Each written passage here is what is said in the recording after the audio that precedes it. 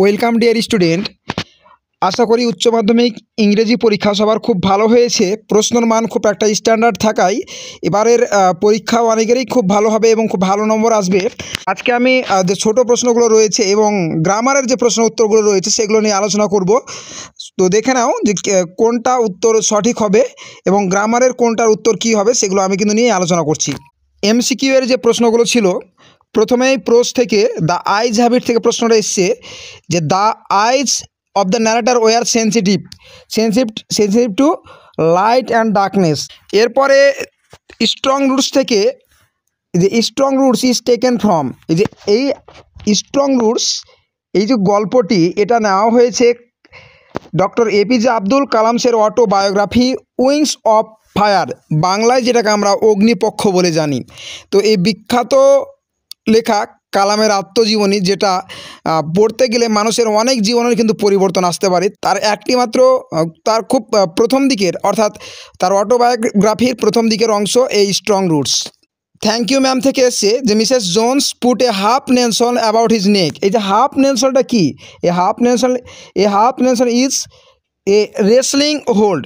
এ সঠিক উত্তর হয়ে যাবে a wrestling hold, D এরটা।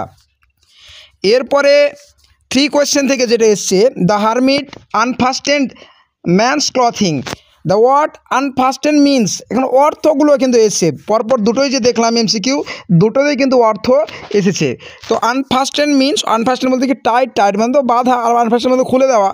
Locked এবং আনলকড এরাই একে অপরের অপোজিট, এই দুটোর মধ্যে কোনোটাই হবে না, সঠিক হবে আনটাইট, অর্থাৎ সেটাকে খুলে দেওয়া, আনটাইট সঠিক উত্তর। নেক্সট কবিতা থেকে বা পোয়েট্রি থেকে প্রথম যে প্রশ্ন এমসিকিউ এর, nor shall death break the wonders in his shade. এই যে লাইনটা রয়েছে the figure of speech used in this line, এটা কি ধরনের একটি, এই যে লাইনটি কি ধরনের একটি লাইন? এটা একটা প্যারাডক্স, এটা একটি প্যারাডক্স। নেক্সট তারপরে 6 নম্বর যে MCQ, to a drowsy man the chirping of the cricket is reminder of, অর্থাৎ যে ক্রিকেট অর্থাৎ ঝিঝি পোকার যে ডাকটা কিসের কথা মনে করিয়ে দেয়? এটা মনে করিয়ে দেয় the music of the গ্রাসহপার in the summer months, সঠিক উত্তর সি এরটা। নেক্সট 8 নম্বর যেটা প্রশ্নটা ছিল, leprous hide in On Killing a Tree refers to. এই লেপ্রাসাইড বলতে কি বুঝিয়েছে? এই জিনিসগুলো খুব সহজ প্রশ্ন, ছেলে মেয়েদেরকে বোঝানোর সময় আমি কিন্তু এই জিনিসগুলো বারবার বলেছিলাম এই জিনিসগুলো মাথায় রাখার জন্য পড়াই, তখন এই ফ্রেজগুলোর উপর আমি কিন্তু বারবার জোর দিই এবং এই অর্থগুলো মনে রাখার জন্য বলে থাকি। তো এই লেপ্রাসাইড বলতে কি rough bark of a tree, অর্থাৎ খসখসে যে ছাল, একটা গাছের যে খসখসে ছাল সেটা ছালকেই বুঝিয়েছে এই লেপ্রাসাইড বলতে।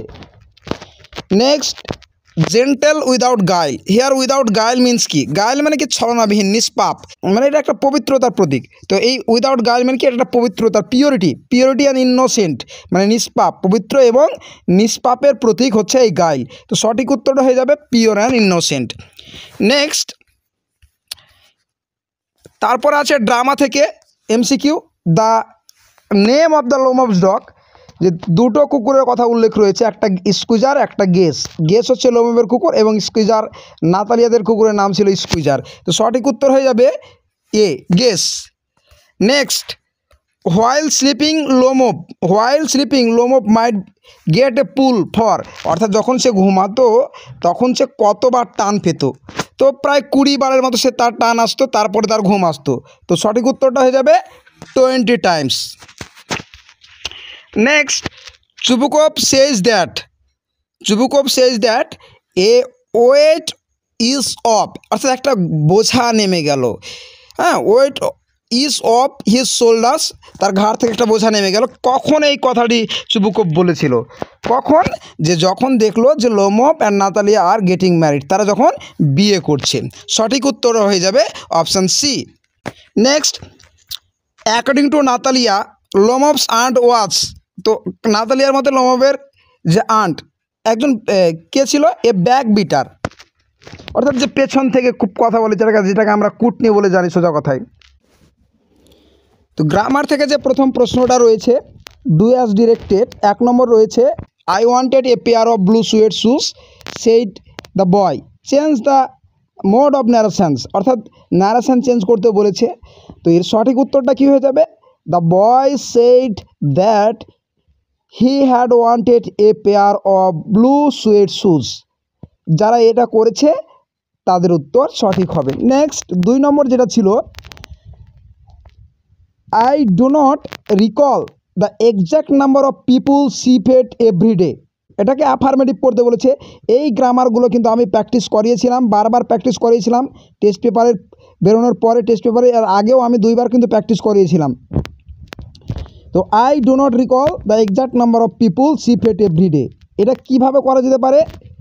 এটাকে এইভাবে করা যেতে পারে, I am unable to recall the exact number of people she fed everyday. অথবা এটাকে এইভাবেও করা যেতে পারে যে I recall she fed a huge number of people everyday, এটাও করা যেতে পারে। অর্থাৎ এই দুটোই কিন্তু ঠিক হবে।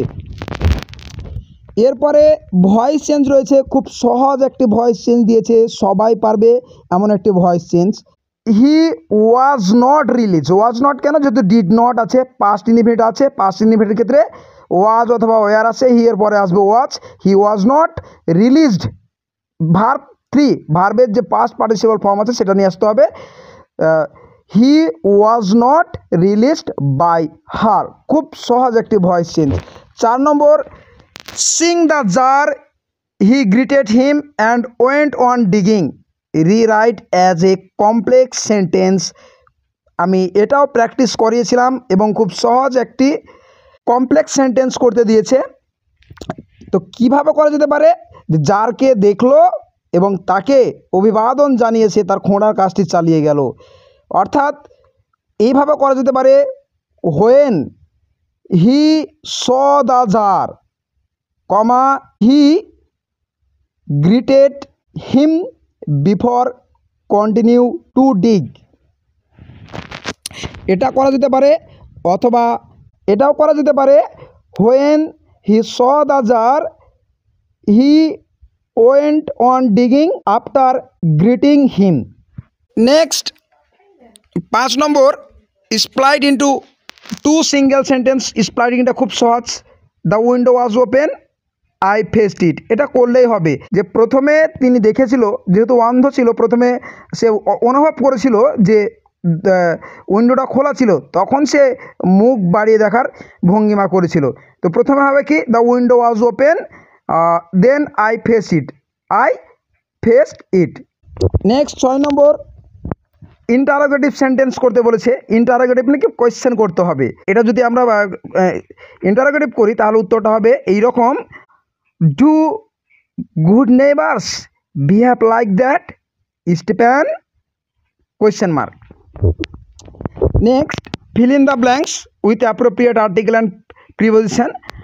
খুব সহজ একটা আর্টিকেল এবং প্রিপোজিশন এসছে 3 কোয়েশ্চেন থেকে। ছেলেমেয়েদের আমি বারবার বলেছিলাম যে আর্টিকেল প্রিপোজিশন সাধারণত এসে থাকে এই প্রোজগুলো থেকেই, এবং যেগুলো আসার মতো ছিল পড়ানোর সময় আমি বারবার বলেছিলাম যে এইগুলো মাথায় রাখার জন্য। But the jar did not give him the spade, তাহলে প্রথমে এখানে কি হবে? এখানে হবে the spade, and continue to dig on hour past and another, the sun began to sing behind the trees, এখানে 2 নম্বরে হবে বিহাইন্ড। 3 নম্বরে অ্যান্ড দ্য জার, 3 নম্বরে দেওয়া হবে the jar at the last stack the spade into the ground, 4 নম্বরে হবে into. And said I came to you, 5 নম্বর হবে to, came to you wise man for an answer, for হবে 6 নম্বরের, to my question if you can give me none tell me so. তো এই ছিল article preposition. Next, error correction যেটা ছিল, correct the error in the following sentence by replacing the underlined word with the right one from the option given below। তো যারা বইটা ভালো করে পড়েছে এবং আমি প্র্যাকটিস করানোর সময় টেস্ট পেপারে এগুলো কিন্তু বারবার এসেছিলো, তো খুব সহজেই তারা পারবে। তো এটা সবাই বুঝতে পারছে যে ওয়াজ আই বদার হবে না, বদারিং হবে।